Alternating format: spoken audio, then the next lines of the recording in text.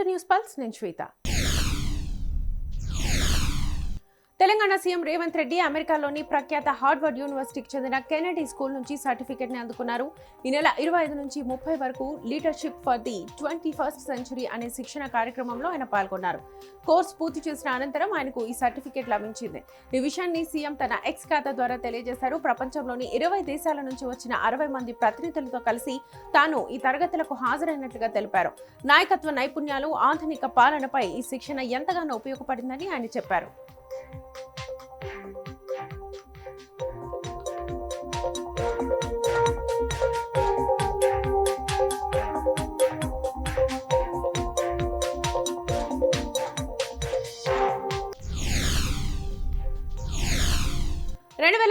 నాటికి దేశాన్ని వికసిత భారత్ గా మార్చాలనే లక్ష్యంతో కేంద్ర ప్రభుత్వం ముందుకు సాగుతోంది.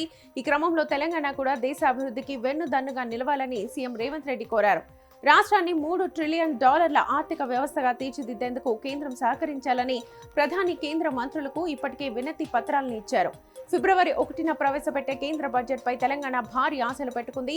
హైదరాబాద్ చుట్టూ రీజనల్ రింగ్ రోడ్కు 34,000 కోట్లు, రేడియల్ రోడ్లకి 45,000 కోట్లు అందించాలన్నారు. దీంతో పాటు మెట్రో విస్తరణకు 44,000 కోట్లు, గోదావరి మూసి అనుసంధానానికి 6,000 కోట్లు ఇవ్వాలని సీఎం కోరారు.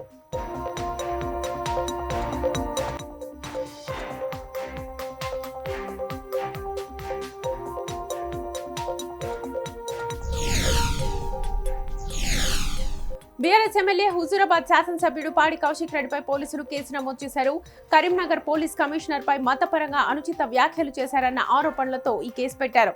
ఆయనపై పలు సెక్షన్స్ కింద కేసులు నమోదు చేసినట్టుగా పోలీసులు తెలిపారు. వీణవంకలో జరుగుతున్న సమ్మక్క సారలమ్మ జాతరకు ఆయన భారీ కాన్వాయ్తో వెళ్లగా పోలీసులు అడ్డుకున్నారు. కోర్టు ఆదేశాల మేరకు పరిమిత వాహనాలకే అనుమతి ఉందని తెలిపారు. దీనిపై ఆయన ఆగ్రహంతో రోడ్డుపై నిరసన తెలిపారు. ఆ తర్వాత కూడా జాతర వద్ద వాగ్వాదం జరగడంతో పోలీసులు ఆయన్ను బయటకు పంపించారు.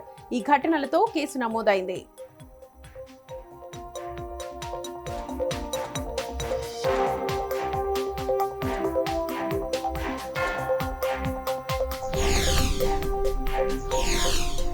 ఏపీలో కొత్త విమానాశ్రయాల ఏర్పాటుకు కీలక ముందడుగు పడింది. తాడేపల్లిగూడెంలో ఎయిర్పోర్ట్ నిర్మాణ అవకాశాలపై అధ్యయనం చేయాలని రాష్ట్ర ప్రభుత్వం కోరిందని కేంద్రం తెలిపింది. ఈ అభ్యర్థన ఈ నెలలో అందిందని, అవసరమైన భూమి వివరాలు ఏఐకి పంపించినట్లుగా కేంద్ర మంత్రి మురళీధర్ తెలిపారు. ఇదే సమయంలో కుప్పం, ఒంగోలు, శ్రీకాకుళంలో ఎయిర్పోర్టులపై ప్రాథమిక అధ్యయనాలు పూర్తయ్యాయి. భూ అనుమతుల కోసం రాష్ట్రం ప్రతిపాదనలు పంపిందని తెలిపారు. మరోవైపు రాజమండ్రి కార్గో టెర్మినల్ వినియోగం చాలా తక్కువగా ఉందని, అందుకే అదనపు సౌకర్యాలు కల్పించబోమని కేంద్రం స్పష్టం చేసింది.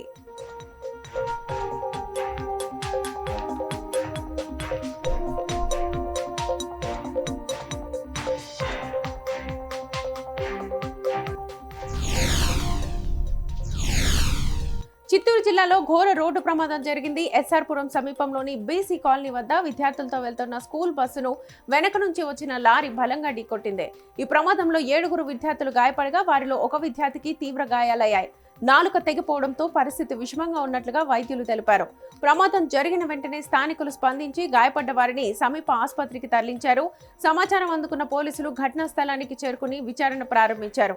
ఈ ప్రమాదం కారణంగా చిత్తూరు, పుత్తూరు రహదారిపై రాకపోకలు కొంతసేపు నిలిచిపోయాయి.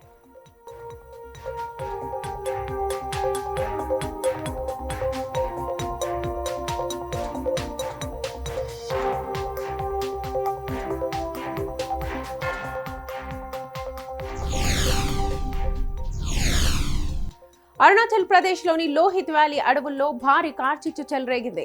మంటలు వేగంగా వ్యాపించడంతో సమీప గ్రామాలకు ప్రమాదం ఏర్పడింది. వెంటనే రాష్ట్ర అటవీశాఖ భారత వైమానిక దళం సహాయాన్ని కోరింది. దీంతో హెలికాప్టర్ల ద్వారా ఆకాశం నుంచి నీటిని చల్లి మంటలను అదుపులోకి తీసుకొస్తున్నారు. ఆయా పర్వత ప్రాంతాల్లో దాదాపు 9,500 అడుగుల ఎత్తులో మంటలు ఎగసిపడుతున్నాయి. MI-17 V5 హెలికాప్టర్స్ ఇప్పటి వరకు సుమారు 12,000 లీటర్ల నీటిని మంటలపై చల్లాయి. ఇదే సమయంలో నాగాలాండ్లోని జుకో వ్యాలీలో కూడా కార్చిచ్చు వెలుగులోకి వచ్చింది. అక్కడ చిక్కుకున్న 30 మంది పర్యాటకులను పోలీసులు సురక్షితంగా బయటకు తీసుకొచ్చారు.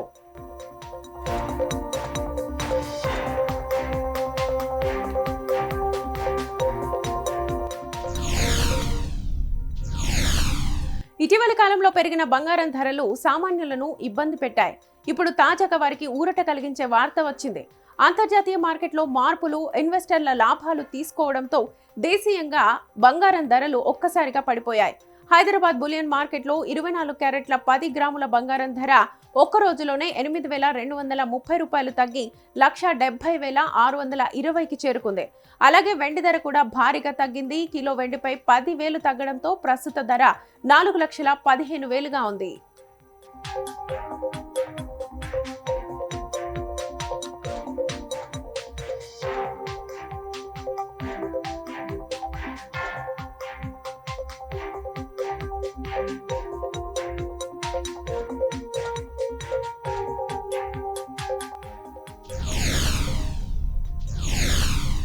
దాదాపు 4 ఏళ్లుగా కొనసాగుతున్న రష్యా ఉక్రెయిన్ యుద్ధాన్ని ముగించేందుకు దౌత్య ప్రయత్నాలు తుది దశకు చేరుతున్నాయి. ఉక్రెయిన్ అధ్యక్షుడు జెలెన్స్కీని శాంతి చర్చల కోసం మాస్కో రావాలని రష్యా మరోసారి ఆహ్వానించింది. అయితే గతంలో జెలెన్స్కీ ఈ ఆహ్వానాన్ని తిరస్కరించారు. ఇదిలా ఉంటే అమెరికా అధ్యక్షుడు డొనాల్డ్ ట్రంప్ మధ్యవర్తిత్వంతో అబుదాబిలో చర్చలు జరగనున్నాయి. ఇవి సానుకూలంగా సాగుతున్నాయని అధికారులు తెలిపారు. ఫిబ్రవరి 1న రెండో రౌండ్ చర్చలు జరగనున్నాయి. చలి తీవ్రత కారణంగా విద్యుత్ దాడులు తాత్కాలికంగా ఆపేందుకు రష్యా అంగీకరించే అవకాశం ఉందని తెలుస్తోంది.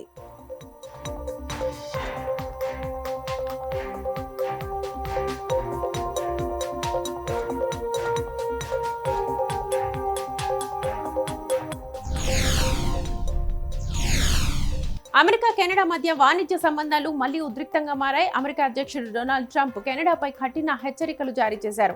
అమెరికాలోకి దిగుమతయ్యే కెనడా విమానాలపై 50% టారిఫ్లు విధిస్తామని చెప్పారు. గల్ఫ్ స్ట్రీమ్ జెట్లకు కెనడా సర్టిఫికేషన్ ఇవ్వకపోవడమే ఇందుకు కారణమని ట్రంప్ ఆరోపించారు. ట్రూత్ సోషల్లో పోస్ట్ చేసిన ట్రంప్ పరిస్థితి మారకపోతే బంబార్డియర్ తయారు చేసే జట్లపైన కూడా ఇదే సుంకాలు ఉంటాయని తెలిపారు. కెనడాలో తయారయ్యే అన్ని విమానాల ధృవీకరణను రద్దు చేస్తామని హెచ్చరించారు.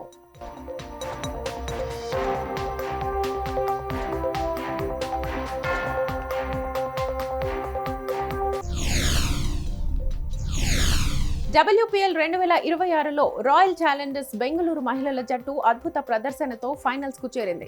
చివరి లీగ్ మ్యాచ్ లో యూపీ వారియర్స్ ను 8 వికెట్ల తేడాతో ఓడించి పాయింట్ల పట్టికలో అగ్రస్థానంలో నిలిచింది.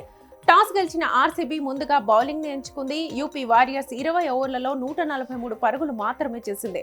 ఆర్సీబీ బౌలర్లు కట్టుదిట్టంగా బౌలింగ్ చేశారు. లక్ష్యాన్ని ఛేదించేందుకు బరిలోకి దిగిన ఆర్సీబీ 13.1 ఓవర్లలోనే 2 వికెట్లు కోల్పోయి గెలిచింది.